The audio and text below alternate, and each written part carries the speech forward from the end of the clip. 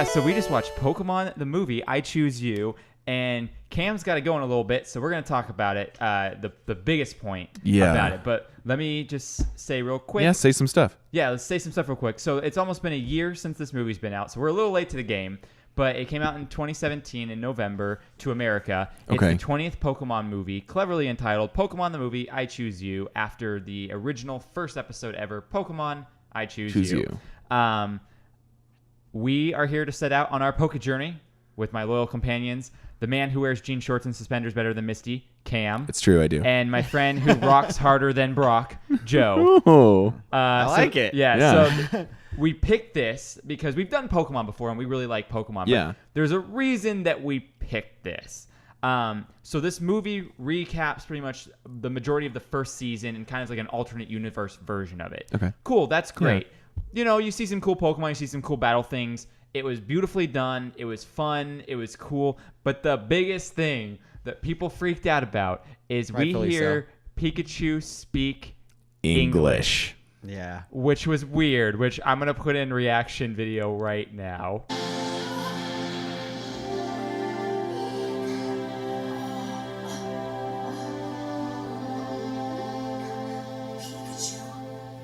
Why won't you get in your Pokemon? It's because I always want to be with you. How you feel about that, Cam? Yeah. I don't like that. And the reaction was a little bit less than what I thought you guys would react. It was more just like a shock, like what the heck is. I knew it was coming, and I think Cam knew, but I knew it was coming, but I had seen the scene, and Joe had no clue at all. I'm gonna put in another reaction video right here of a audience in a theater when they saw it for the first time last year. Oh, there is a reaction There's video? a reaction, and the dude, like, everyone's like screaming, "What the fuck?" Like, Oh yeah. Like, everyone in the theater is just like beyond like what.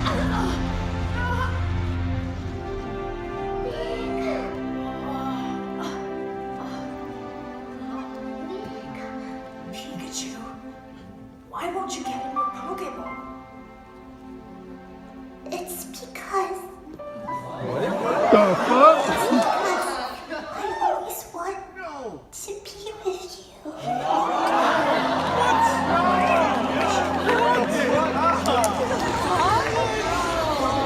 So this had a pretty negative, like, it was mixed to negative reactions for this movie, which I get. If they took that part out, it would probably be more, like, divisive, but I think a lot of people didn't like this. So where the heck did this come from? Yeah, why do you think they chose to do this? I don't know, because I think they were just like, how do we show that Pikachu is like, you know what, man, I love you, right? That's why I want to be. I'm always out of my ball. But they did it so well in the first movie where he's like crying and like shooting him with the thunder to try and get him. You can't do the same thing twice. You can't, and I guess that does bring a point that like they've ran out of ideas, so they're kind of like, what do we do? But they're gonna do this thing that just like breaks the entire universe of Pokemon. Like it's laughable. Yeah, it takes it a really movie is. that I was enjoying and was like, this feels good, and made it laughable. Many people are saying it's a dream sequence from him getting hit, because if you see, there's a moment where he's looking at Pikachu and it does that cross dissolve effect, and then he speaks. So it's kind of like he has some head trauma and he's hearing what he wants to hear Pikachu say. I just think it was an artistic choice, and it was just a poorly done artistic choice. But yeah, I think I know now what movie Darth Vader was watching in his helmet when he did this.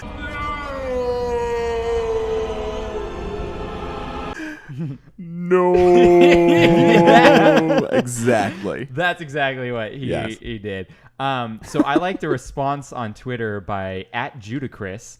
He says, which is worse, Pikachu speaking English or the fact it wasn't Danny DeVito's voice? Oh, man. The voice was another thing, The voice was bad. The voice was a little too high-pitched and weird, and I didn't like it. Now, this isn't the first time that we've heard a Pokemon speak English. Most famously, Meowth speaks English. Mewtwo does, and a few other Pokemon are able to speak some English, mostly from telepathy because they're psychics and stuff like that. Yeah. But one article I was reading brought up a good point, that thus far they've been able to make emotional statements by actions, not words. And this is the first time where they kind of had to do words, and it just felt awkward and weird. So we've had 19 movies and multiple seasons of Pokemon being able to convey their feelings through actions. And it's, you know, and apparently what I was reading is Japan wasn't upset about this. Like, because the Japanese version also had him speaking Japanese. But they were all cool with it for some reason. So I don't know what it is in America that we're like, no, you ruined my childhood. It's because it's wrecking everyone's childhood. Yeah, and that's essentially what it was. But this actually surprised me. Did you guys know this? This is not the first time Pikachu has spoken English. Did Pikachu speak English in an episode where like all of them were on an island together, separated they from them? technically are speaking English in a sense that like they have subtitles. Okay. But they're speaking to each other in their language, which proves a point that they're higher thinking beings. Right. They're able to comprehend this idea. Communicate. Also comprehend this idea that Pokemon aren't inherently evil. It's their train. Like there was some weird, crazy like exposition going on in that episode. But no, he legitimately spoke English in a game that came out in 2016 called Detective Pikachu. Oh, that's right. And that was a little crazy. It was on the 3DS. And hang on, let me grab my remote real quick because I have a trailer and I want you guys to hear this Pikachu voice. I'm meeting my roommate to go play Dungeons and Dragons. We're really nerdy here. Yeah. No, I've never played Dungeons and Dragons. I've always been curious about it. Come on, let's go. Pikachu! Pika Pika! Pika? Tim, don't tell me you confused this guy for me, did you? Wait, that was the voice? Are you saying you're a real detective? I'm not just a detective. I'm a great detective. Detective Pikachu. Bolts of brilliance. We can do this, partner.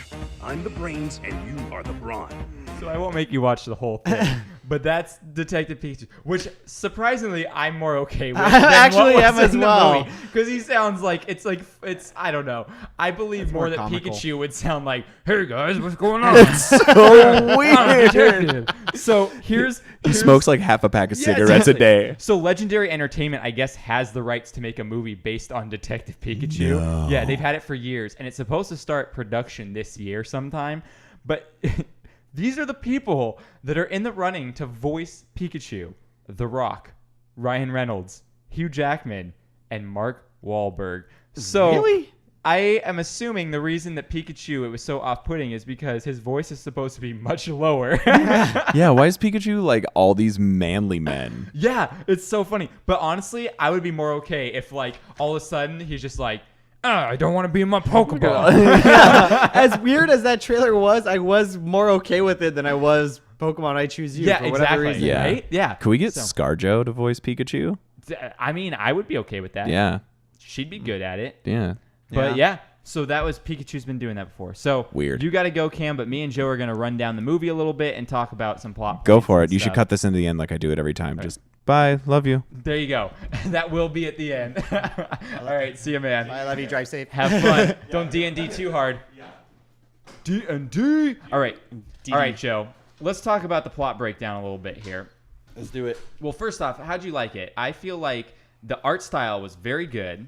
Art style was very I good. feel like the pacing was fine. Yeah. Yeah, and I feel like the story was told, it was a little bit more, I don't want to say mature, but it was a little bit more mature. It wasn't as like kiddish. I felt Yeah, like. I would agree with that. It's still Yeah, Pokemon dying. Yeah, exactly. So we'll get into that. Like, it's still the exposition part of it was pretty kiddish. Like, we're friends and da da da da da, and you gotta love your Pokemon. But Yeah. things that happened in it were a lot more mature content. I like that it definitely had the nostalgia factor of Yeah. it. I mean, it was basically a readaptation of the very first episode. Yeah, Which recreating. was great. yeah. But they also had a lot of the newer Pokemon in there. And Which a is lot cool of because it retrofits references. that idea that like we've now been introduced to all these different regions. So Yeah. it makes sense that when you go back, it's like, well, why weren't they all in that like in the first season? And it's like just because they haven't created them. But it also is cool because it takes that first episode where he sees Ho-Oh in the anime, and it's like, well, let's expand on that story because that just gets dropped. It's like, hey, guess what? You saw Ho-Oh, this legendary Pokemon that's not even going to be around for another generation,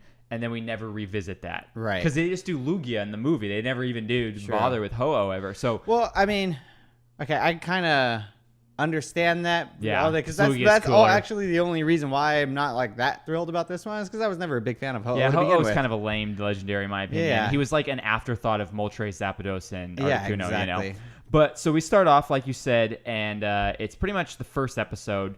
Ash wakes up late. He only gets Pikachu. Pikachu doesn't want to go in his Pokeball, which I have a problem here. From the get-go, Pikachu doesn't want to be in his Pokeball. And when Ash asks why, Pikachu's like, it's because I want to be with you. I'm like, well, then what was your problem before you met Ash? Yeah, Like that's true. That's kind of like, it doesn't work. Yeah. So I don't know, whatever. Contradictory a little bit. Yeah, contradictory. He gets Pikachu. They go out on their journey. We get the standard fare. Ash proves that he loves Pikachu. the Caterpie. Yeah, the exactly. He gets the Pharaohs, Caterpie. or Sparrows. Yeah, the Sparrows attack. There's a Pidgey. All that stuff we're used to.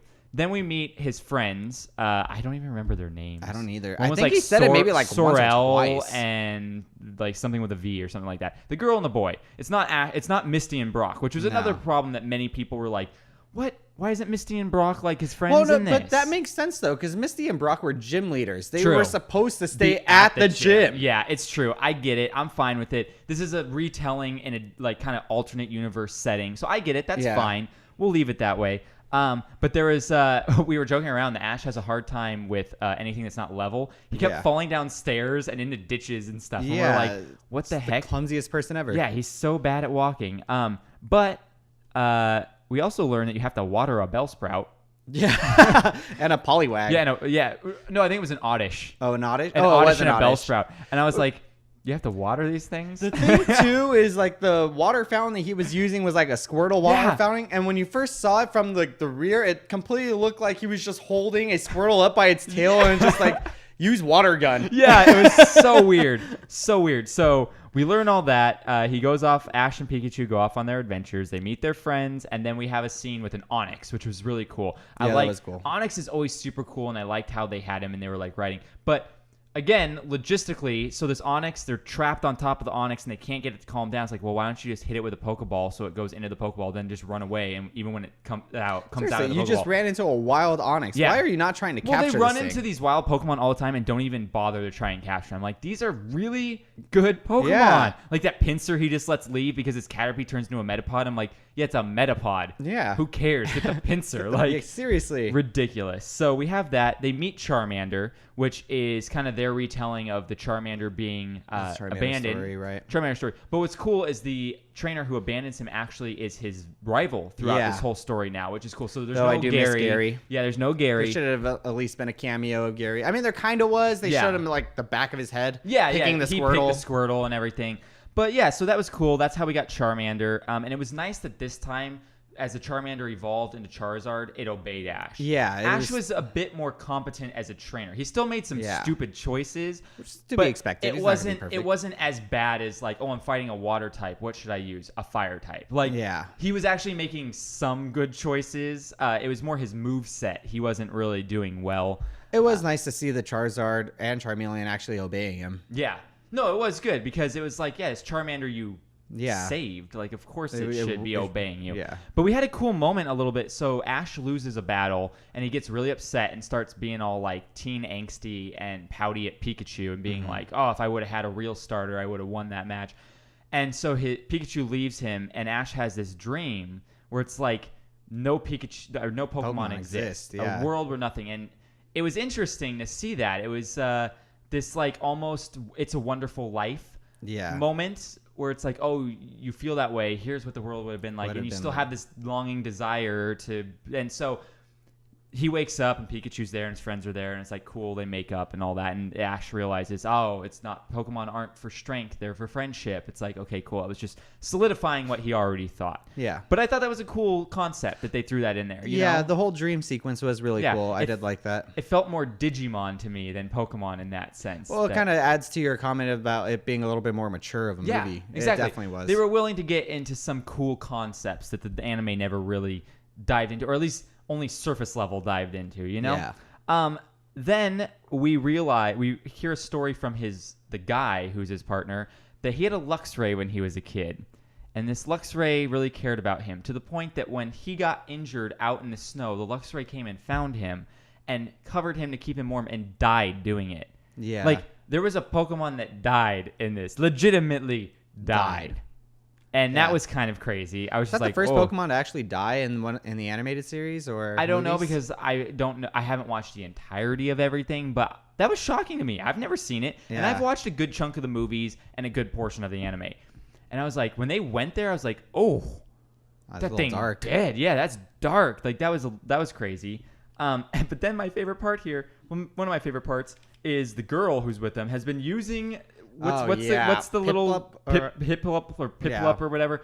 First off, when they're fighting Entei, she tries to use Bubble, and later we find out it has Hydro Pump. Yeah, I'm what like, is this why weren't you first using generation, Hydro like, Pump? First evolution Pokemon, has these super advanced moves, and you're not even using them. It's original- not, yeah, not- the it hasn't original evolved or level. anything. And then later they're at a river, and she goes, "Oh, let me get my Lapras out." You're And I'm "Wait, like, you've had this the whole a time?" Lapras this whole time? What have you been using this stupid little thing for? Every time you fought anyone, you should have been using this Lapras. Yeah, seriously. So at that point, I was not trusting any of those people. I'm like, what other crazy Pokemon do you have? And we never saw any other Pokemon that the guy had. No, he only had the Lucario. Yeah. And that was it. But remember, he said that he didn't want to have yeah. Pokemon anymore because the Pokemon died, and he had like not trust issues, but he's like, Nah, he had oh, trust I issues. couldn't, yeah, I couldn't love a Pokemon again. And then he's like, until Lucario. So it's like that was a Lucario. He was only willing to have one. It was like that connection and everything. So I give that. That's a good choice. I give I that like a pass. Lucario. That's fine. Lucario's cool. And then we have a weird Butterfree moment where Well, it's just like the show. well, but before that, remember the Butterfree saves the girl Butterfree, and then Yeah. all of a sudden it just goes away from that, and we're like, oh, okay. Oh yeah, that was weird. But then like 3 minutes later, it's like, oh, and remember the Butterfree, and now the Butterfree is gonna go away. I was just like, Butterfrees are bad. They should have cut it differently. I feel like Yeah, that was the editing was weird. Weird directorial choice on that. I wasn't a huge fan of it. And it was definitely not as sad as the anime is because no Celine Dion singing, Yeah. or whoever. They have some weird pop sad song. You know? It definitely wasn't as sad, definitely. No, But then yeah, again, it we were wasn't. kids when we first saw that. Yeah, that's true. That's true. Bye And bye, we also had a Butterfree. bunch of like episodes leading up to that point where it's like you get used to this Butterfree and everything. Yeah, Butterfree was more involved. Well, now we have so the main plot of this whole story we didn't even mention is that Ash gets a rainbow feather from Ho-Oh at the beginning. They're trying to go to this mountain to return the feather so that he can fight Ho-Oh essentially. So they make it. That's the other thing I've been wondering. Was the whole point to fight Ho-Oh? Yeah. Because like my whole thing is like I want to catch Ho-Oh. Well, I think he was going to try and catch him, but they lost. At Yeah. the end is kind of the connotation but Ash is all about this like building sport. friendships and battling and that kind of stuff. He doesn't need The to experience. win. Yeah, he doesn't need to win every time. But I think that's part of what he learns in his journey in this movie. Yeah. Yeah, exactly. That it's like it's part of the journey, not necessarily winning every time. Which is why Cross is his rival, because Cross is all about winning. That's his thing, is Yeah. being strong and winning only. So at this point, we get up to the mountain. Cross is there and stops him, and he takes the little feather, but he's not pure of heart. So when he puts it up, the Marshadow is able to use it for evil intentions then. So now the Marshadow is able to take over all the Pokemon on the mountain, which there's like a Nidoking and a Nidoqueen and like Yeah, a Magmar Graveler and a Magmar, Electabuzz. I'm like, there's some powerful Pokemon up there. powerful, crazy Pokemon up there. So he uses that to fight all these guys. So essentially what happens is Pikachu and Ash try to stop Marshadow. We have the scene where they get injured and Pikachu says his famous words that is really Yeah, weird. that was weird. Very I weird. like the But voice. Pikachu essentially gets into the Pokeball then. And Ash holds the Pokeball so that when Marshadow does his big finale on him, it kills Ash but saves Pikachu. Yeah. And you heard that right, listeners. It killed Ash. Now, granted, this isn't the first time we've seen Ash die. True, he was in Stone in the first movie. In Stone in the first movie, he's also had his spirit pulled out of him by the Haunter in Yeah, that one episode that the we animated watched. Go watch that episode. But Ash dies and pretty much goes to the afterlife. Like, yeah, he And- goes through like the spirit world yeah, or and something. somehow Pikachu's sadness is able to open a portal between the afterlife and now and the present, and somehow gets him out. It was very I feel weird. like Ho-Oh had something to do Ho-Oh with it. probably just did have because it was all rainbowy and that's like Ho-Oh's thing. But they didn't explain that No. really well. Like it wasn't explicit. And I was just like, okay, this is weird. yeah, So it got a little cheesy at the end. Pikachu ends up like knocking Marshadow out because when Ash dies, he gets so mad he goes like, like berserk. Yeah, it's like the biggest Thunderbolt ever. Yeah, the biggest thing I've ever seen, and pretty much just blows all the Pokemon away. But somehow Ash's companions are perfectly yeah, they're fine. fine. Up there. You know, yeah, because he's got a really strong hold on where his electricity goes.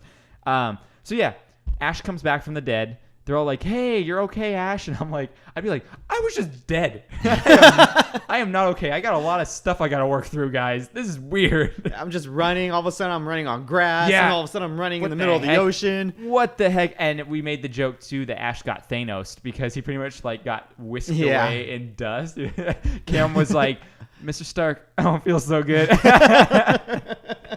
So that was funny. And then, yeah, pretty much from that point on, that's the end of it. We have a lot of false endings. I kept being like, oh, here's where it's going to end. And then it's like, oh, no, Nope, another keeps scene. going. Oh, okay, here's where it's going to end. And I should have known that we had to wait for the narrator's voice to come back for it to be True. the ending because we're used to that. It's like, Ash is going on his journey, da-da-da-da-da.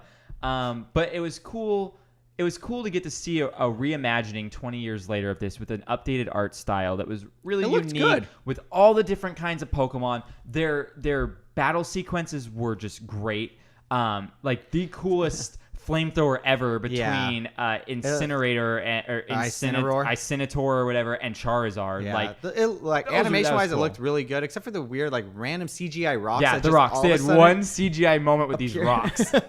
It's like he had to make them look different. I don't it was the understand that Lycan decision, Rock who but did it, yeah. I think. But it was kind of weird. But apart from that, it was very interesting that during the credits rolled, they showed cameos of every companion that Ash had, which was cool. But I am a little bummed because I read online that post-credit teaser was Giovanni like making Mewtwo. And it was a tease that like the next, because another movie's coming out this year, I believe. I think in like a few months or something. Like recreating the original one? No, it's just the sequel to this one. Oh. Like the sequel to this movie. I wonder if we can find that on YouTube or something. I forget what it's called.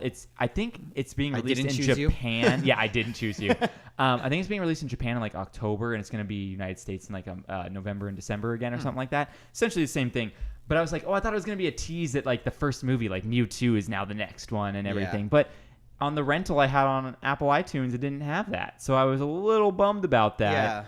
Yeah. But whatever. The internet, maybe they're lying, maybe they're not. Maybe it was maybe they were just like trolling. Like that wasn't actually a thing and someone was trolling it. But yeah. So even in the shows, the Giovanni working on Mewtwo stuff, that was always really cool to see. Oh yeah, I like that idea. One thing we forgot to mention, Team Rocket was in this.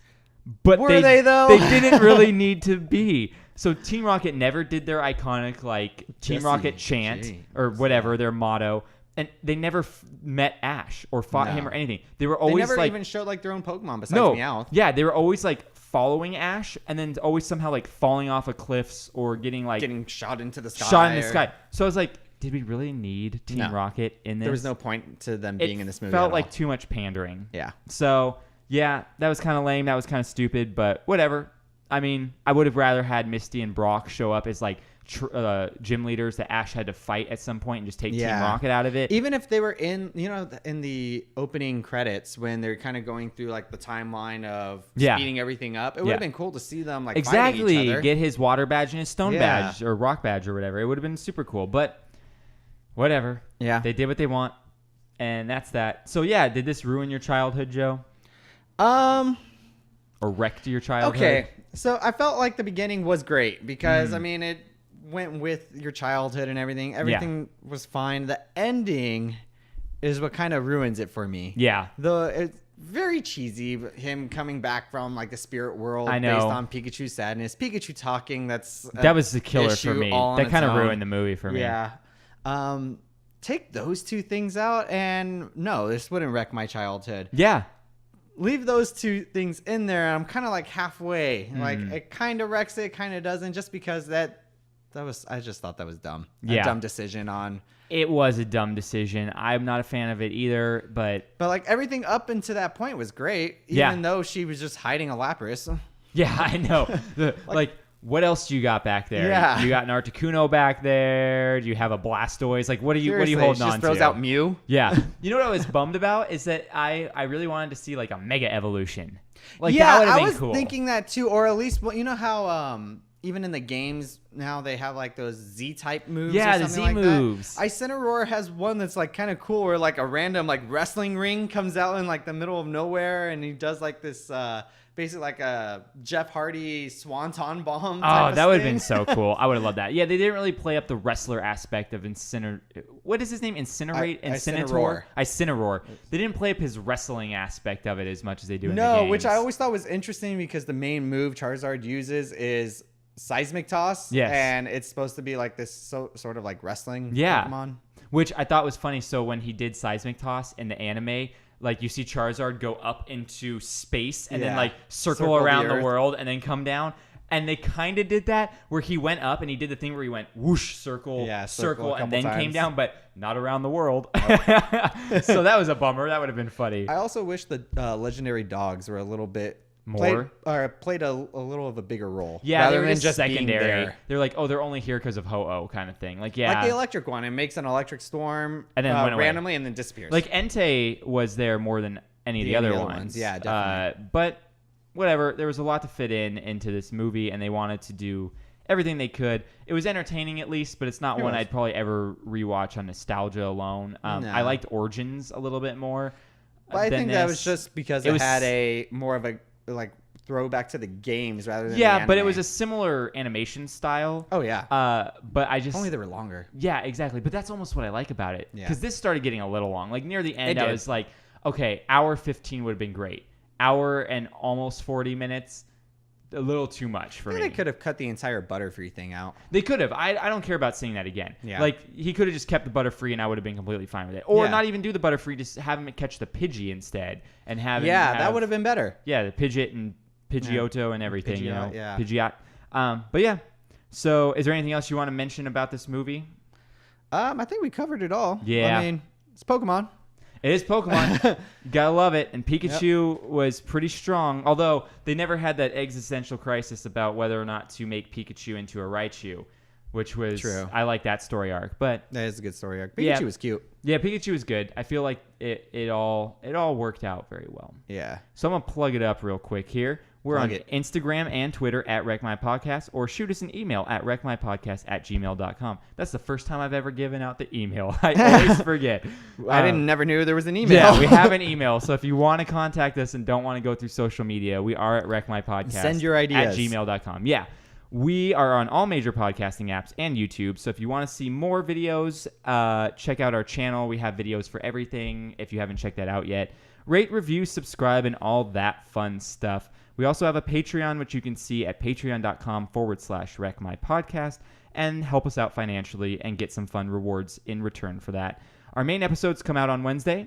Mondays, we have Stoked on This. And now, bi-weekly on Fridays, we have Wreck My Internet, where we get into some weird things that happen on the internet, which this one was very weird. It was full of some odd stuff.